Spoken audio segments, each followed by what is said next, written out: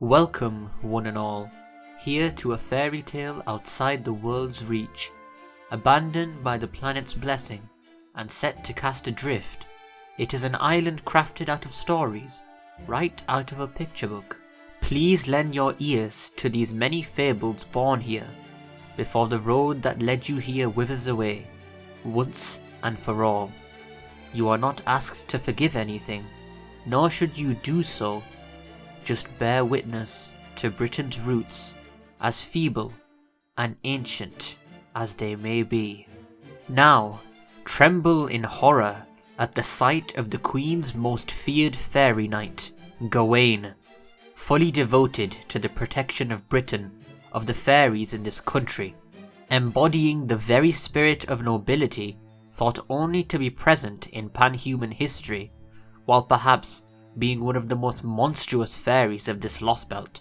She towers above all others, for she is an icon of strength. She has no fear of asserting herself, of crushing the weak, crushing the insubordinate. At the same time, while touting the right of the strong to rule, she is fairly considerate, someone who assesses a situation before acting. And she of course carries with her the majesty and pride befitting a knight. One could call her even shameless in that regard, for she derives great joy for representing the virtues of her own ideals. Only the strong deserve to rule, while the weak must obey without fail. But in the end, it was her that was the weakest. Born to the black dogs, she was ostracized for her cursed nature. She despised her strength, lamenting her fate to exploit the weak, a tragedy that earned even her own tears. At the same time, as someone that was mistreated, she understood the weak, which led to her demanding responsibility from the strong, and ultimately pursuing the path of knighthood. As her actions are born from love for others, she is someone that greatly yearns for love. So great is her desire that she is referred to as Gawain the Loving, someone known to periodically take a new lover. However, her love is far from shallow, as she was utterly devoted to each of them.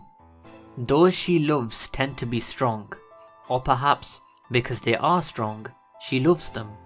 Yet curiously, her latest lover is a frail human boy, something that goes against her own principles, though the reason for that is her devotion lies with Britain's population, for they are the ones that create Britain, the ones that she loves.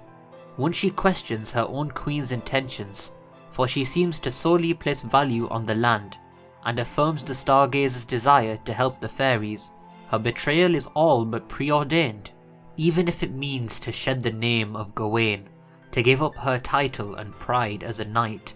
That of course also means to betray herself, the facade that she formed. Even so, was it not too late to change sides this late into the game?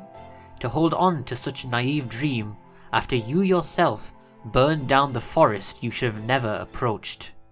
As Britain begins to crack apart and the truths unravel, she bears witness to the despicable fairies and their bloodlust, their true depraved innocence in the face of gleeful slaughter.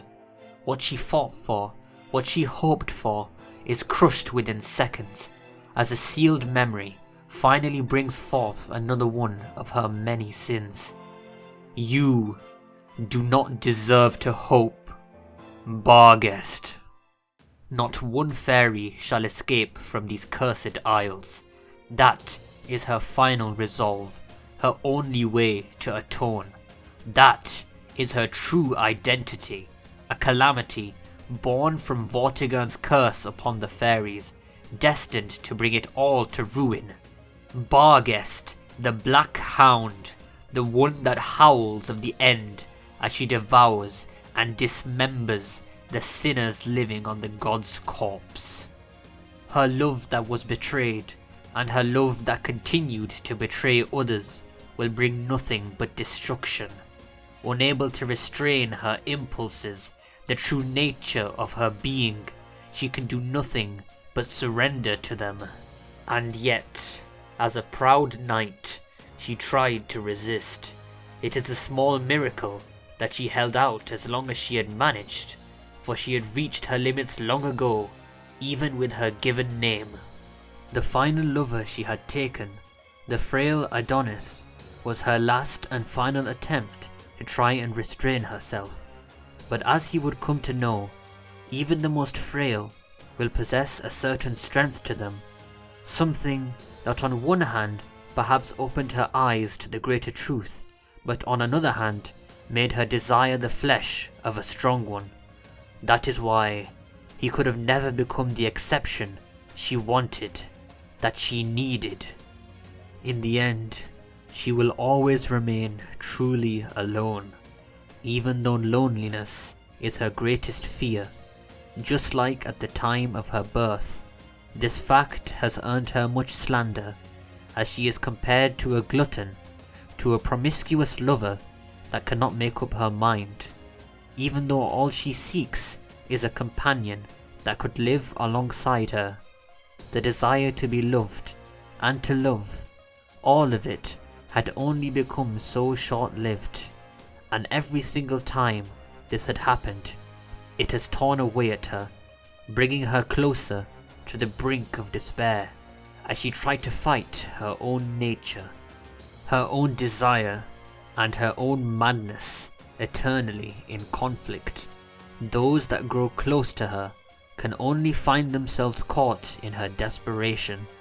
In that sense, her experiencing emotion was solely for the sake of ensuring that she would fulfill her born duty. And that is why she was able to be reduced to nothing more than a pawn. Out of a petty grudge, she was given the greatest despair, to ensure the demise of what she had once loved, to let it be devoured. Her memory was sealed for no other reason other than to cause her greater pain. Even more so, her manipulation began when she was born, forced to carry the eventual curse that promised calamity, thus not promising just strength, but madness as well. She is an innately kind person that is easily overwhelmed by her own emotions, no matter how brutal she may try to seem. But then, if her fate was to become a monster, then why had it been made so painful? Perhaps it is the other way around. Because of her cursed nature, the one brief respite she was given was her personality. As a being wholly geared towards ensuring Britain's downfall, a thankless role that would sorely earn her ire from others, she could have never earned salvation. Without that, she would have been a mere tool, even less than a pawn. Because the man behind her cursed nature is a twisted being. Even though he wishes nothing but sadness upon her, he inadvertently had given her time to form friendships with the envoys of pan-human history.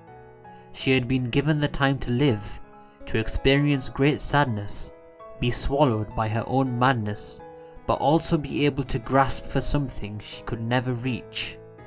In her monstrous state, where it was thought that she had shed everything she once held dear, she will be confronted by the very knights she so much adored. The two holy swords shall fell the demon, while the resplendence of Chaldea's shield will ensure that she is unable to destroy what she fears devouring the most. What will flow are not tears of sadness, but of incredible gratitude. The man that will watch in the shadows, far removed from the action, could not bring himself to inflict direct misery onto her in these final moments, even as he wishes otherwise. Surely, the sight of her heroes standing up bravely to her and managing to slay the black dog was nothing short of a miracle in itself, something that forms a permanent mark on her very being. One final time, she was given great hope that spurred her on, and so, one more time, she will resist Britain's curse. To honour the memory of knighthood, to be able to live proudly, does a beast have a need to strive towards these goals? To try and better themselves, even though it is impossible, yet unwilling to accept one's base instincts. Therefore, she could never have been a mere beast, no matter how often she was insulted for her gluttony, no matter how often she inevitably gave in. Her love for others will always be genuine. That is her true strength. Thank you everyone for watching another analysis video. I hope you guys have enjoyed this video. Big thanks to Sparrow once again for providing me with this Barghest script. And until next time, where hope and despair gather once more.